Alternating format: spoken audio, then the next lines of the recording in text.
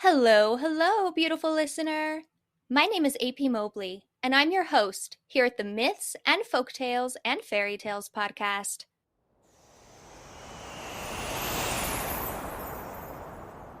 I'm also the author of dark fantasy inspired by mythology, so if you ever wanted to check out my books, I'd really appreciate it. Oh my gosh, you guys. How long has it been? 9, 10 months? Or was it more than that? I'm so sorry. 2025 was crazy. My health reared its ugly head in the spring and summer. I had a book release in the autumn, and then I was sick for a month, and then we had to move really abruptly, and then we traveled for Christmas. It seriously feels like almost nothing went to plan, and sadly, the blog and podcast have suffered the most for it. Things actually got so bad that in September, October, and the beginning of November, I wasn't even doing my newsletter. And if you know me, you know I never miss a newsletter. I have missed blog posts and podcast episodes, sure, but never a newsletter. So, yeah, 2025 took it out of me, to say the least. I'm definitely glad we're in 2026, and I'm ready for all the new, hopefully positive energy that this year will bring. But health wise, I do feel like I'm starting to be on the mend. And now that the holidays are over and we're settling into our new place, I'm kind of just trying to get back into a good routine. I caught up on those newsletters I missed, I managed to get a blog post up, and I'm posting on social media all the time to get more eyes on my latest book release, The Skeleton Faerie, which is what I like to describe as Celtic mythology and fairy folklore meet a nuclear post apocalypse. I also started more serious research for the Skeleton Faerie sequel, The Corpse Changeling. I'm re-outlining The Gods Are Rotting again, and I'm hoping to reach the finish line on my steampunk Greek myth retelling project that I'm working on with artist Gabrielle Ragusi so that we can start querying it sometime relatively soon. But one of my goals for 2026 is definitely to be more regular with this podcast, even if that means sometimes I miss like 1 or 2 months and then come back. But rest assured, I don't want to miss lots of months in a row again. I really missed recording these for you guys. And as the months kept passing and I still hadn't uploaded anything, I kind of just felt more and more hopeless about it and like I wouldn't be able to come back at all. Of course, that's not true though. I'm back right now, and even if I miss episodes in the future because of health issues or writing deadlines or whatever, I'll keep coming back because this is something I really love to do. On that note, I want to say thank you to everyone who messaged me or commented asking if I was okay and when I'd be back. I really, really appreciate you, and it means so much to know that you're enjoying this podcast, you're learning from it, and you want more. At any rate, I need to stop explaining myself and get into the subject of this episode. It's another bonus episode. Sorry about that. But I thought it was only fitting that the episode I come back with is all about the Skeleton Faerie, a project that was the cause of like 90% of my problems in 2025. Here's the synopsis in case you missed it. Fairy folklore meets a nuclear post-apocalypse in this dark, mythological fantasy woven with secrets, treachery, and star-crossed love. 99 years after the nuclear war of 1989, 21-year-old Gus Brandon should only be interested in the survival of humanity and the expansion of his compound. But he's obsessed with legends from the distant past, superstitions of an expired people. While searching forbidden ruins for the scraps of stories lost to time, he stumbles upon a mysterious young woman covered in scars. Her name is Saoirse, and their meeting sets off a bloody chain of events, one in which Gus discovers that the folklore he loves just might be real, and that it's tied to mankind in ways he could have never imagined. Soon the lines between myth and reality blur, as do the lines between realms. Gus will have to rely on his knowledge, and Saoirse, to survive the horrors awaiting him in this world and the next. I really wasn't joking when I said that this project gave me grief. I stressed out over this book so much, I made myself sick. I just wanted it to be better than anything I'd released before, and I think I succeeded. I'll let readers be the judge, but I'm really proud of how it turned out. I wrote the story I wanted to read, and that's all you can do as an author. However, as the title suggests, I'm not going to be talking about my process writing the book. I'm going to be talking about the mythology and folklore I incorporated into it. I, of course, can't cover every single mythological / folkloric reference that I put in there, because there are a lot. So I'm just going to talk about some of my favorites, or like the most major ones. If you haven't read the book yet and you plan to, and you don't want any spoilers, like you don't want to know anything about it going in, please go and read it before listening to the rest of this episode. Otherwise, you are going to run into spoilers. And so, without further ado, let's get into the actual episode. I apologize in advance for any words I might horribly mispronounce. I tried really hard to find proper pronunciation for all of the non-English words in the book, but I'm still not sure if I'm saying them 100% correctly. Long ago, there was a cauldron that revived the dead. The cauldron was called the Faerie de Dini, the Cauldron of Rebirth, and it had various owners over the years. Eventually, it found itself in the hands of an Irish king. The king was cowardly, spiteful. In his weakness, he brought a war upon himself, and during that war, he used the Faerie de Dini to reanimate the corpses of his fallen soldiers. When the king's enemies discovered what he was doing, they destroyed the cauldron, rendering its powers useless. By all accounts, that was the end of its story. Until now. That was the opening passage / sort of prologue of the book, and as I'm sure you can guess, it references the first bit of lore that I'm talking about today, the Cauldron of Rebirth from Welsh mythology. I've talked about the Cauldron of Rebirth before in a previous episode, but it has such a cool story and it's so important to the Skeleton Faerie that I have to talk about it again. Now, I'm sure you got the gist of the story from that prologue, but I wrote it to be pretty vague since I wanted to reveal more about it later in the book, so here it goes in slightly more detail. The Irish king that I mentioned, the one that the cauldron finds itself in the hands of, his name is Matholwch, and he's given the cauldron because his new wife Branwen's half-brother Efnisien insults him during his and Branwen's wedding celebration.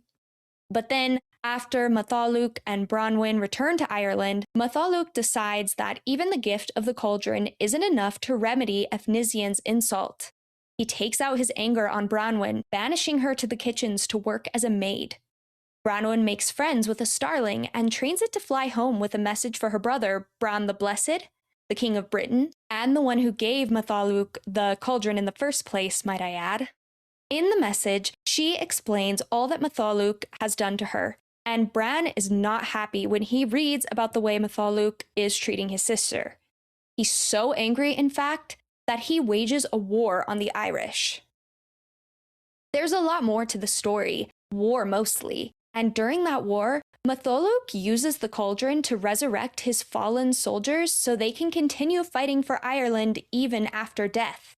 Efnisien figures out what Matholwch is doing, though, and he knows Bran the Blessed's men will never defeat Ireland if the Irish soldiers continue to be replenished.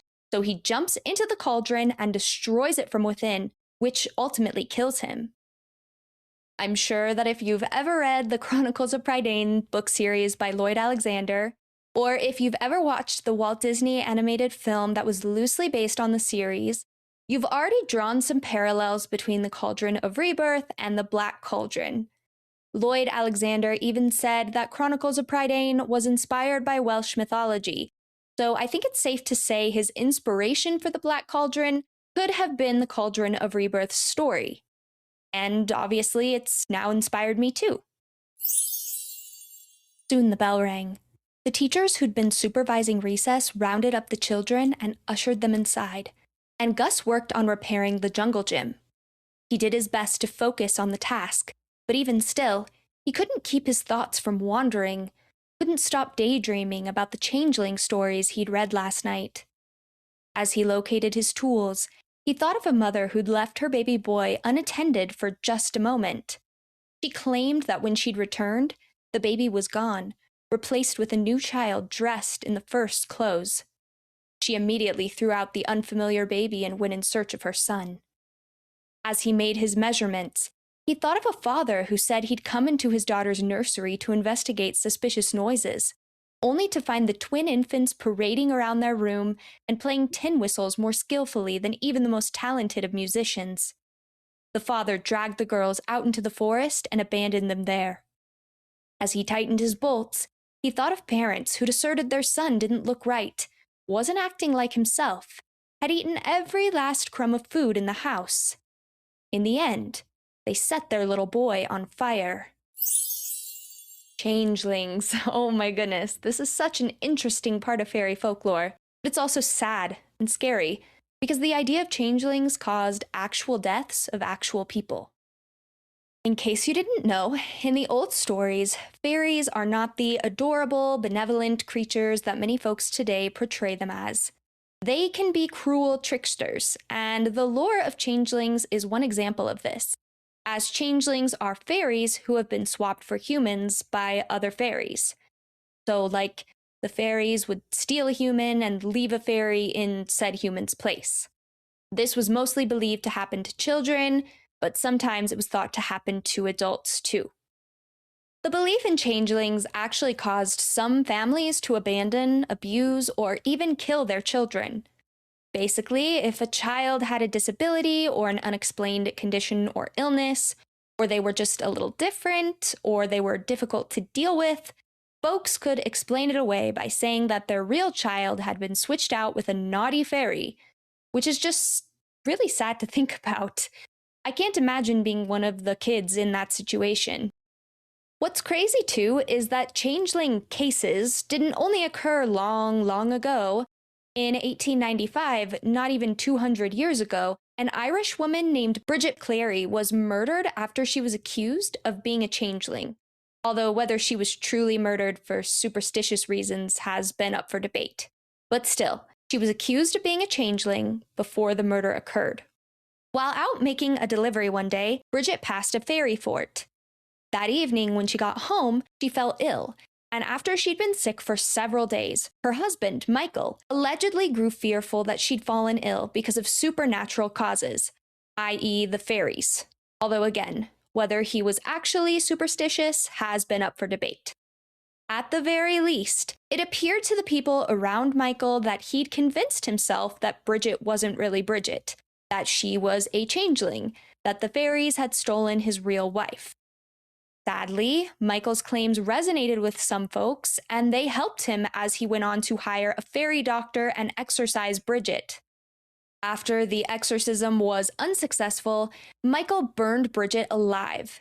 Then he staked out the fairy fort she'd passed by most recently. In doing so, he seemed to be waiting for the moment that the fairies would return his quote-unquote real wife to him. Thankfully, Michael was arrested and charged for murdering Bridget, as were those who aided him in his crimes. Giggles echoed in the trees up ahead. The laughter was childlike, reminding Gus of kids at school during recess, but it was also mischievous, as if said kids were plotting a prank on their teacher. He turned his head that way, peered into the woods. He was close enough to the forest to see that the glowing blue bugs were butterflies. How had they become so brightly bioluminescent? Was it the result of fallout? More experiments? A humanoid shadow crept out from behind one of the oaks. It was about the size of a toddler, its limbs gaunt and elongated. The shadow ducked behind the tree once again, whispered something. More giggles rang through the air like jingling bells. "Piskies," Saoirse said, her voice scratchy and pained. "There must be a moor nearby." He laughed a bit, relieved to see her awake. She seemed stable enough to sit on her own, so he let her go, her wings like wet velvet as his fingers brushed against them. "Piskies?" he asked with another chuckle. "Like the Cornish fairies? From old folklore?" Cornish piskies are part of the Hobovian family, aka the little folk of Cornwall, and they are interesting creatures indeed. From everything I've learned about them, it seems they don't generally resemble the creatures we imagine when we think of a stereotypical pixie. I don't know about you, but back before getting into Celtic mythology and fairy folklore, I'd hear a word like piskie and think it'd look something like Tinkerbell. But upon a little digging, I found that Tinkerbell isn't much of a Piskie at all. From everything I've read and listened to, it doesn't appear that Cornish Piskies have wings. They're pretty small, usually 3 feet tall or under, and they're often described as pointy-eared and clad in rags. They love to dance and roam in the moors, and sometimes they lead travelers astray, just for fun. They're not always so mischievous, though. They're also known to help with housework on occasion. But if they're given a piece of clothing in exchange for help with chores, they'll leave and never return. Another splash. Gus pivoted to find the source, found a startling sight. 4 women, perhaps the most stunning he'd ever seen, were lounging in the shallows. Each of them had a different shade of gray skin, their hair the color of moss. Gus couldn't see their legs, couldn't see much below their ribs because of the water. The Little Mermaid by Hans Christian Andersen is my favorite fairy tale, and all throughout childhood and young adulthood, mermaids were my favorite fantasy creature. With that in mind, I'm sure it comes as no surprise that when I learned about Merrows, Irish fairies that are, in every sense of the word, mermaids, I had to find a way to incorporate them into this book. There are both female and male Merrows, but their appearances and personalities seem to differ greatly. Female Merrows are said to be relatively benevolent for fairies, and as far as how they look, they're more of what you'd imagine when you think of a stereotypical mermaid. From the waist up, they're stunning women, and from the waist down, they're fish. They love to sit on rocks, run golden combs through their seaweed green hair, and sing with their otherworldly voices. Then there are male Merrows. And male Merrows are not what you'd imagine when you think of a stereotypical mermaid. They're not only violent and cruel, but they're also hideously ugly, with sickly green scales for skin, pig-like eyes, a bulbous red nose, and pointy teeth. One story even talks about how a Merrow man trapped the souls of drowned sailors in his lair under the sea. As I'm sure you can imagine, the generally kind, beautiful, and talented Lady Merrows aren't exactly thrilled to be saddled with Merrow men for their mates. Consequently, they don't take Merrow men as romantic partners. Instead, they fall for humans, primarily sailors and fishermen. They'll even trade their fins for legs, live on land, and marry their human lovers. These unions aren't meant to last forever, though. Merrows eventually grow tired of the world above and want to return to the sea. This seems to be a well-known phenomenon among their romantic partners, too. Fearing that their Merrow lovers will leave them, humans tend to steal and hide their Merrows' magical red caps, which are the objects that allow Merrows to survive in the depths of the sea. Without their red caps, Merrows can't return to the water, and they're trapped on land with legs. Even still, it's said that some love stories between Merrows and humans can end happily. Occasionally, the Merrows will return to the sea, but they'll bring their beloved humans with them, where they'll live happily ever after for the rest of their days. I can't be sure how the humans in these stories survive underwater, I'm guessing by magic, but I love this idea all the same. A woman's familiar giggling to his right, and he looked that way. Saoirse twirled on the sand about 10 feet from him, her arms stretched toward the sky as dozens of insects with red and black wings, moths, they had to be moths, their bodies and antennae fuzzy, stocky, flittered all about her. Still spinning, she made billowing motions with her arms, and the moths followed her movements with perfect precision. It's like they're dancing with her, he thought, unable to keep himself from smiling. She laughed again, louder and more animated this time. In response, the moths seemed to light up from the inside. Scarlet shone from their wings, and as Gus squinted at them, he was almost certain he saw paths of delicate little stars sweeping behind them, the trails twinkling a brilliant white. There is a ton of moth and butterfly imagery in this book, and I did that on purpose. I love moths and butterflies not only because they're beautiful, but also because of what they symbolize. Transformation, rebirth, the ending of old cycles, all that great stuff. There are also legends from around the world about them. In Greek mythology, butterflies represent the human soul. In Mexican mythology, butterflies are considered to be the souls of warriors who died in battle. And in Chinese folklore, it's believed that moths are the spirits of dead relatives visiting their loved ones. Celtic mythology is no different from the others in this regard. They have butterfly and moth legends too. Some sources say that in Irish mythology, white butterflies hold the spirits of dead children, and that most butterflies are actually just the souls of the dead visiting our world. I've also read that white moths used to be considered an omen of death, that black moths were considered the dead reincarnate, and in an article published by the North and East Yorkshire Ecological Data Centre titled Moths, Fear or Fascination, the author states that in Celtic mythology, moths were considered mediators between our world and the next. What that would entail exactly, I can't be sure, but the idea really ignites the imagination, don't you think? As the Lord of Corpses, Iran could easily contain the cauldron of rebirth's power, she said.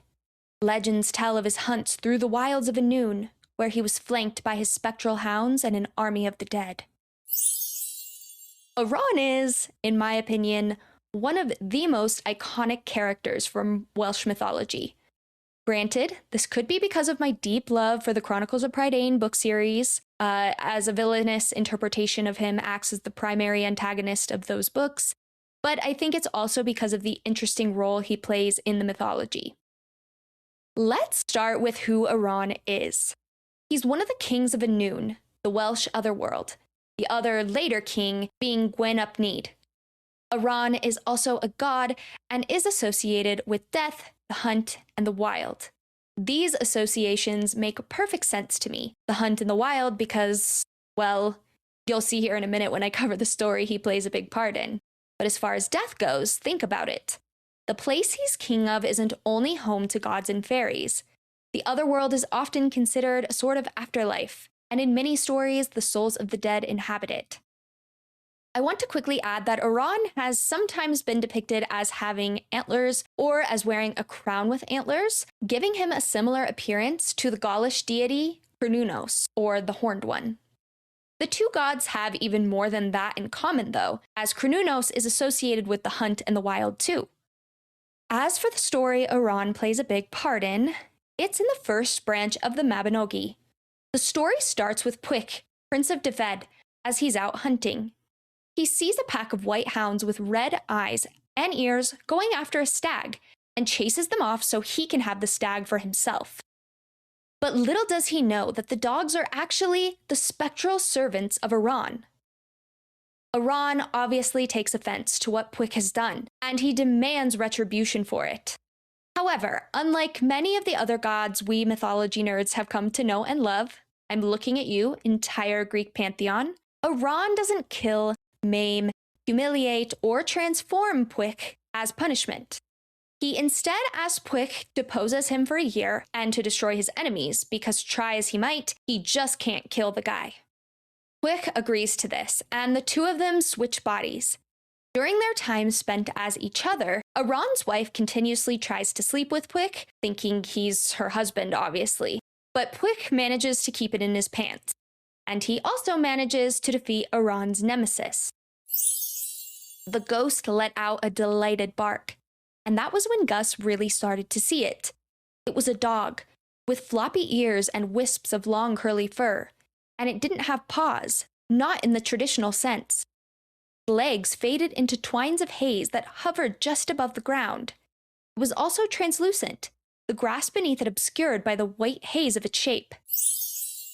Remember those spectral servants of Iran that I mentioned in the last section? Well, those are the legendary ghost/fairy dogs that accompany him on his hunts.